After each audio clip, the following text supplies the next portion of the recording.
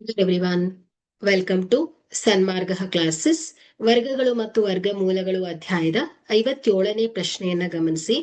2.56 ರ ವರ್ಗಮೂಲವನ್ನ ಭಾಗಾಕಾರ ವಿಧಾನದಿಂದ ಕಂಡುಹಿಡಿಯಿರಿ.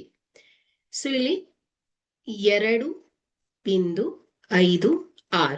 ಸೊ ಇಲ್ಲಿ ಜೋಡಿಯನ್ನ ಮಾಡ್ಬೇಕಾಗತ್ತೆ. ಸೊ ದಶಮಾಂಶದ ನಂತರದ ಸಂಖ್ಯೆಯನ್ನ ಎಡದಿಂದ ಬಲಕ್ಕೆ, ಸೊ ದಶಮಾಂಶದ ಹಿಂದಿನ ಸಂಖ್ಯೆಯನ್ನ ಬಲದಿಂದ ಎಡಕ್ಕೆ ಜೋಡಿ ಮಾಡ್ಬೇಕಾಗತ್ತೆ.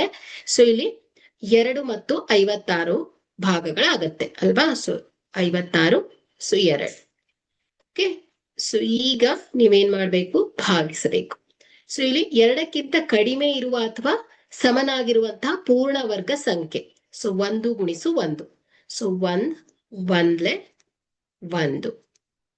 ಸೊ ಈಗ 2 ಮೈನಸ್ 1 ಅಂದ್ರೆ 1 ಉಳಿಯತ್ತೆ.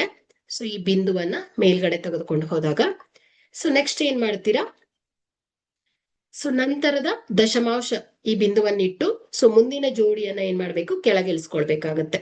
ಸೊ ಇಲ್ಲಿ 56. ಓಕೆ, ಸೊ ಈಗ 156 ಬಂದಿದೆ. ಸೊ ಈಗ ಮೊದಲು ಬಳಸಿದಂತಹ 1ಅನ್ನ 2ರಷ್ಟು ಮಾಡ್ಬೇಕಾಗತ್ತೆ. ಸೊ 1 + 1 ಏನಾಯ್ತು ಹೇಳಿ, 2. ಓಕೆ, ಸೊ ಈಗ 2ರ ಮುಂದೆ ಯಾವ ಸಂಖ್ಯೆ ಇಟ್ರೆ ಮತ್ತು ಅದೇ ಸಂಖ್ಯೆಯಿಂದ ಗುಣಿಸಿದರೆ 156 ಬರುತ್ತೆ ಅಂತ ನೋಡ್ಬೇಕು.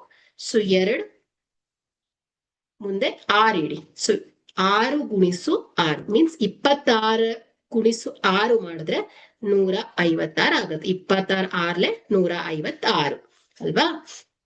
ಸೊ ಹಾಗಾದ್ರೆ ಇಲ್ಲಿ 0 ಬರುತ್ತೆ.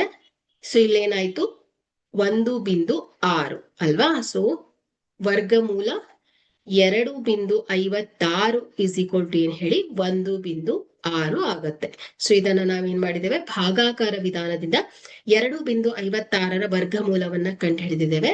ಸೊ ಉತ್ತರ ಏನು ಹೇಳಿ, ವರ್ಗಮೂಲ 2.56ರ ವರ್ಗಮೂಲ 101.6 ಆಗಿದೆ. Thank you.